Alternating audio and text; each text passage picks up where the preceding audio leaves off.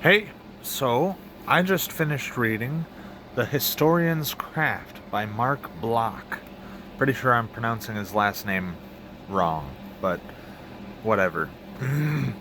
So, this book is about history theory. It is particularly from the perspective of a French university professor.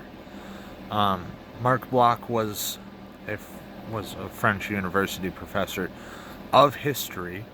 Originally, he was a historian of medieval history, and then he moved on to economic history.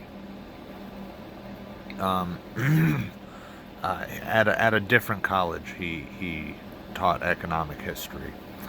Marc Bloch was actually killed by the Nazis in 1944. The reason for this is that he was part of the French resistance.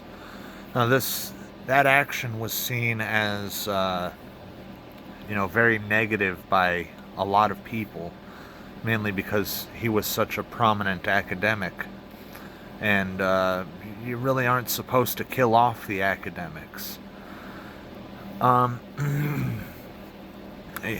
So, this book was pretty interesting. It didn't have a lot of what I would consider to be factual detail. It was more of his own opinions. He did use some facts to back up what he was saying. For example, he regularly references different events in history and different items in history. But he did cover a few things that I want to talk about. He covered linguistics and nomenclature, and how when you're studying history, you can come across linguistic terms that are confusing or might not even mean what you think they mean. One example that he gives is of a plow.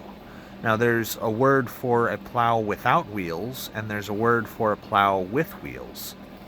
And the plow with wheels was invented after the plow without wheels.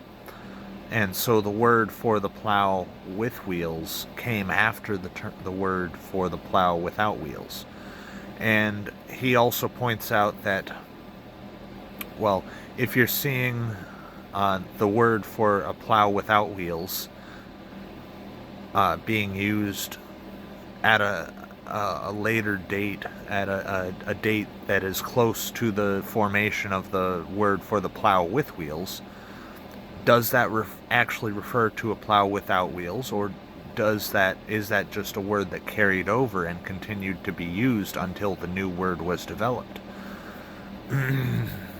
Which is something that you do have to think about. Another thing that he talked about was chronology, and how smaller and smaller segments of time are more precise, but they aren't necessarily good for history. Sometimes you do want to discuss something that happened over the course of a year instead of a day, or something that happened over the course of a decade instead of a year. Marc Bloch is an interesting thinker on the topic of history. That's about all I wanted to say about this. Thank you for watching. Peace.